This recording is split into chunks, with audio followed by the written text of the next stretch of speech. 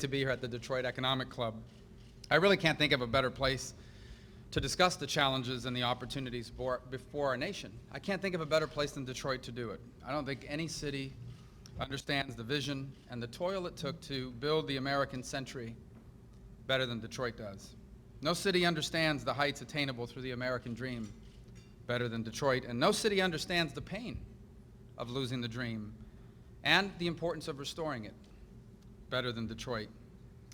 And that is why this city, truly the heart of the old economy, is the perfect place to discuss how we can embrace a new American economy, one even grander and richer in opportunity and chances than ever before. So let's begin by looking back to the year 1896, when in a small rented workshop on Mack Avenue, which is I guess less than 10 miles from here, a man constructed what was referred to by some as a, quote, pile of scrap iron, end quote. Just 7 years later, this man, Henry Ford, he founded the Ford Motor Company, and the pile of scrap iron became the first affordable automobile, which would put the world on wheels and alter the nature of work and life forever. What ended up making this story remarkable was not one outstanding genius or one transformative company. It was how the entire American economy took an invention and turned it into an engine for prosperity. The affordable automobile did not create a business. It created thousands of businesses, and it brought new opportunities to within reach of more people than ever before. For most of history, entire generations would pass without seeing a new innovation as transformative as the automobile. But the pace of human progress changed during the Industrial Revolution, and it has accelerated ever since. Unbelievably, by the way, the Ford Motor Company was not even the clear winner for the most transformative development of the year 1903. It was two brothers from Kitty Hawk, North Carolina, who also had a breakthrough that year that did nothing less than also alter the course of history. So now here we stand more than a century later, and the economic change is still accelerating.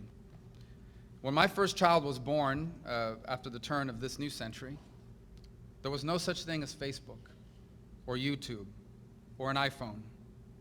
In fact, only about 40% of the entire country was even on the internet. Just 15 years later, my children can access the world's knowledge from the supercomputers in their pocket. They can also access this game, Minecraft, which I haven't figured out, but anyway, that's another point. They live in an economy in which the most valuable retailer in America, Amazon, they don't own a single store. The largest transportation company, Uber, doesn't even own vehicles. And one of the largest accommodation providers, Airbnb, they don't own a single hotel. This is the new American economy.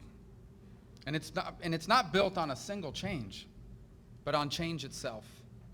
On the fact that numerous transformative innovations have come in the last 5 years, and even more will be on their way in the next 5 years. These constant advances in technology are replacing old jobs with new ones, and have turned our economy from a national one into an international one. Detroit, by the way, needs no lesson in this. Globalization and technology have upended the auto industry. For example, cars are now in many ways basically computers on wheels. And this city must compete with many others around the world to design the best products at the best prices. This transition has not been easy. For many years, the policies impacting Detroit made it harder. Taxes were exorbitant, regulations were crippling, and crony capitalism was rampant. And the result were inefficiency and a lagging economy. Opportunity for the people of Detroit plummeted. Today, Washington is leading our nation in the direction of pre-crisis Detroit. While America's economy is built on change, it is increasingly controlled by a federal government that is resistant to change. Other nations are adapting to the new economy, while Washington is clinging to the old economy. As a result, America is no longer the obvious best place for the Henry Fords of today to create the businesses of tomorrow And while innovations keep transforming our world, our economy is struggling to translate them into opportunity for our people. And so that makes this election a generational choice about what we do next. Hillary Clinton believes that the way to win the race for the future is to drive in reverse, to revert back to more regulations, higher taxes, bigger government. I believe the way forward is to embrace the future and modernize our government. I believe if we once again make America the best place in the world to create jobs, and if we empower every American to fill those jobs, then our generation will embrace the new American economy, and that will lay the foundation for a new American century. Today, Detroit is an example of what can happen under pro-growth, pro-business leadership. Under Governor Snyder, corporate taxes have dropped significantly. The city's financial climate has finally been reset through bankruptcy. And thanks to numerous pro-growth reforms, Michigan now has one of the best entrepreneurial environments in the country. As a result, innovation is surging, and jobs are returning. Lights are literally back on in buildings that were once vacant. While it's true the city receives some help from taxpayers, its rebirth has been the product of the people's hard work in a reformed economy, not a bailout. In fact, as many of the business leaders in this room can attest, one of the biggest obstacles between Detroit and its future continues to be Washington, D.C. Until Washington learns what this city has already learned, our entire nation will be held back from the promise of the new economy. And that's why, if I am fortunate enough to be president, my agenda will be dedicating to overhauling our outdated policies and our outdated institutions. My reforms, our reforms, will be based on addressing the modern challenges our people face in their lives. So today I thank you for this opportunity because I'd like to describe to you my agenda and how it would play out in the lives of two hypothetical people from Detroit: a small business owner operating an auto servicing shop and a young single mother who works at the shop's front desk. As we'll see, many of the challenges they face are a direct result of Washington's failures. Let's call our small business owner David from Detroit. And David owns and operates a franchise of a national automotive repair company. And he has 10 employees. In the past, David never considered himself a political person. He never thought his life was impacted much by what was happening in Washington. But lately, his costs have been soaring. And when he looks at his books, it's clear to him why. First comes the cost of equipment. David needs new supplies often, but outdated trade restrictions are preventing his franchisor's purchasing co-op from finding products at a competitive price. And Washington continues to tax what he invests in modernizing his equipment, despite the fact that our economy needs businesses like David to integrate new technologies. Next come his labor costs. It's getting harder for David to meet payroll for a number of reasons. One is the higher cost of health insurance under Obamacare. Compliance with that disastrous law costs hit the average small business $15,000 a year. In addition, the president has now mandated the expansion of overtime pay to millions of salaried workers, including several of David's employees. On top of this, David is struggling to find mechanics who understand the way cars are changing. He needs them to have up-to-date certifications and ability to work with new technologies. But these higher skilled workers require higher salaries. And then there's his receptionist. We'll call her Danielle. David has been her boss for 5 years. He knows her kids, he cares about her, and he's proud that he pays her $9.50 an hour, which is more than the minimum wage. And he knows that's not enough for Danielle to provide financial security for her 2 children. But it bothers him to hear Hillary Clinton and others go on about how cruel business leaders can be with their low wages. Because he knows if the minimum wage were to jump to $15 an hour, he would have to cut Danielle's job entirely. He's already feeling pressure to automate her role, which many of his competitors are already doing through mobile apps and online scheduling. He's thought about shifting her to a part-time position, which would save him a significant amount under Obamacare. But he's held back so far because he knows his customers prefer the personalized service Danielle brings, and because he doesn't want to leave her behind. The next expense David has to consider is the cost of complying with new regulations. There are strict rules on everything, from how he disposes of used rags to how he applies touch-up paint to cars. Now, some of these regulations he understands, but some of them, they just seem unnecessary. He's had to hire a lawyer just to ensure he doesn't violate any of these regulations. Washington agencies are threatening him in other ways, too. The National Labor Relations Board is on the verge of declaring that David doesn't even own his own business, that he is a, quote, joint employer, end quote, with his franchisor. The likely impact is that fewer franchises will open, and costs and litigation will increase for existing ones like his. And yet all these costs pale in comparison to what comes next. If there's one thing threatening to force David out of business, it's his taxes. Washington already takes $1 out of every $3 that he earns, and by the time he factors in state and local taxes, he pays around 40% of everything he makes to taxes to the government. This makes it unlikely that he'll be able to grow his business or give anyone raises. But if he did, the government would reward him by taking almost half of what he earns. And so by the time he accounts for all these costs, David is lucky if he has anything left to spend on advertising or facility improvements. It seems inevitable that he will either have to hike prices or lay off workers.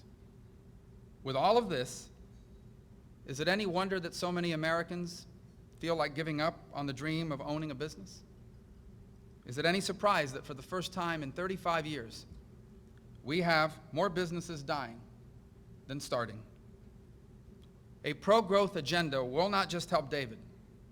It will also help his employees, including his receptionist, Danielle. Danielle, like so many young women, was abandoned by the father of her children. Left to raise her 2 kids alone, she moved into a small apartment in Detroit. She works around 40 hours a week at $9.50 an hour. She makes $1,500 a month. After rent, her biggest expense is child care, which costs about $350 a month. And that's on the low end for cities like Detroit. Next comes her gas and electric bills, which are usually about $100 combined. Then transportation costs, because Detroit, like the city I live in, Miami, has a sprawling job market, meaning Danielle has to drive 25 minutes to get to work and 25 minutes to get back. Gas is $100 a month. Her car payment is $200 a month. And insurance could cost several $100s here in Detroit, and even more in some cities like the one I live in. So it's easy to see where this is going. By the time she factors in food and clothing and all the other costs of raising children, Danielle's wage at the auto repair shop isn't enough to keep her out of debt or off of government assistance. She finds herself on the edge of poverty, then slipping over. Now, during her long hours staffing the front desk at work, she sometimes dreams of advancing to a better paying position. She asked David, what would it take? What would it take to get hired as a mechanic? Which would more than double her pay, by the way. But for that to happen, she would have to go to school on nights and on weekends. And it would cost her thousands of dollars and time away from her work and her family. She simply can't afford that. Like all parents, Danielle dreams that her children's lives will be better than her own. She tells them that they can be anything they want. But she understands what they're up against. She knows she'll have no choice but to send them to a struggling public school. She knows she won't be able to save for their college educations. And so all of this leaves Danielle feeling hopeless to change her circumstances. She, like millions of people like her across the country, feel as if the American dream, the idea that a person can go as far as their talent and their work will take them, and that their kids can go even further, they feel like if this either doesn't exist anymore or it doesn't apply to people like her. The challenges facing David and Danielle are common all across this country. And while their names may be fiction, their stories are all too real. You know these people, so do I. People like David and Danielle have no lobbyists in Washington, D.C. Both parties have let them down in the past. But history is going to judge us by what we do next. If we continue to cling to an outdated tax code, a failing higher education system, and numerous policies that make it harder for businesses to grow and opportunities to flourish, then we will be the first generation in our history to pass a weaker America on to our children. But if we embrace the new American economy, we will put David and Danielle and millions of people like them in control of their own destinies, and we will put them within reach of their American dream. As president, I would begin by fundamentally overhauling our tax code, overhauling it to make it pro-growth and pro-family, because currently it is neither. America will never be the global leader in business in this century if we continue to have the highest corporate tax rate in the developed world. Michigan alone will lose $11.7 billion in GDP, in its gross domestic product, over the long term if nothing changes. My tax plan will begin by cutting the corporate rate to be competitive, with the average of 25% for developed nations. It will cut the top tax rate for small businesses like David's to the same level. This would instantly save him around 15%. He can use that to increase Danielle's wages, or to modernize his equipment, or both.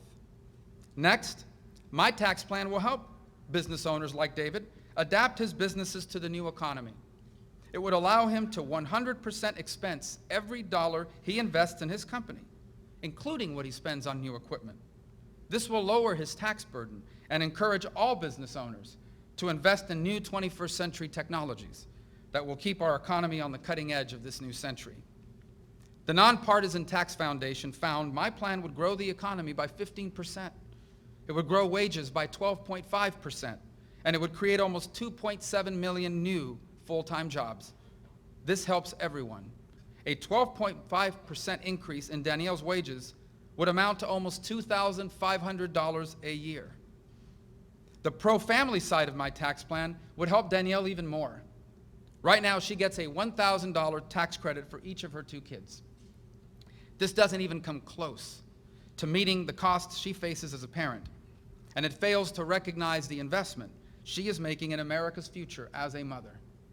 My tax plan would raise her per-child tax credit to as much as $2,500, allowing Danielle to keep significantly more of her own money, of what she earns. I would also change the way she receives assistance. Instead of getting the earned income tax credit at the end of the year, Danielle would receive a wage enhancement credit to boost her paycheck. This would reward and encourage hard work and amount to about $500 more per year. Danielle may also choose to one day get married, and the current tax code would punish her for making that decision by taxing her and her new husband more as joint filers than it would as individuals. My tax plan would remove this penalty. Nothing has the ability to improve her children's future more than the chance to be raised in a loving 2-parent home. To help David grow his business and to pay Danielle more, we also need to limit regulations. Complying with federal regulations have cost our economy a staggering $772 billion since 2008. And Washington adds more rules every week. For example, last week, regulators published $205 million of new regulatory costs, led by, I want you to get this, it was led by a new efficiency standard for ceiling fan light kits. This is outrageous, and it's unnecessary, and I would stop it by instituting a national regulatory budget that limits the cost of the costs of each agency's rules and what they can impose.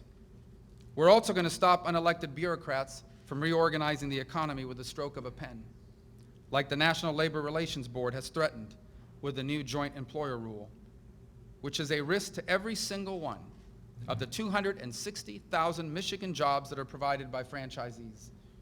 We will also lower costs for businesses by embracing the global economy. Trade is vital for the automotive industry, for example, and increasingly every industry in our economy as well. In Michigan alone, trade accounts for 1.2 million jobs, and it could account for even more. As president, I will aggressively look for new opportunities to expand free trade, for new opportunities, for us to open up our products to more markets than ever. It is more important than ever, therefore, that we finalize the Trans-Pacific Partnership and the Transatlantic Trade and Investment Partnership. A growing economy and a pro-family tax code would ease Danielle's financial burdens. But to truly transform her life, she has to be able to get a higher paying job. Higher education is no longer a mere option, not in this new America. It is now a crucial pathway to the American dream for most, if not all, of our people. For Danielle to become a mechanic, she'll need anywhere from 2 to 5 years of formal training under the existing system. To bring this within her reach, we must and I will overhaul our outdated higher education system. I will change how she receives her training, how much that training costs, how those costs are paid, and even how her payments are determined. Hillary Clinton recently came out with a plan, and here's what it is: to raise taxes and throw $350 billion at a current broken education system without doing a single thing to fix its underlying problems. This is lazy leadership. I will do the hard work to modernize our system. I will expose higher education to the market forces of choice and competition, which will prompt a revolution driven by the needs of students like Danielle. I'll do so by establishing a new accreditation process that welcomes low-cost, innovative providers. I'll also help Danielle find more affordable routes to becoming a certified mechanic. For example, we'll expand apprenticeship programs so she can learn from David and from her coworkers, and we'll make it easier for her to get credit for the knowledge she's already gained in her 5 years on staff. Empowering Danielle with modern skills will change her life, but we also need to empower her own children. Now, if Danielle had more money, she'd be able to send her kids to any school she wanted, but she should have that right regardless of her income. And when I'm president, she will.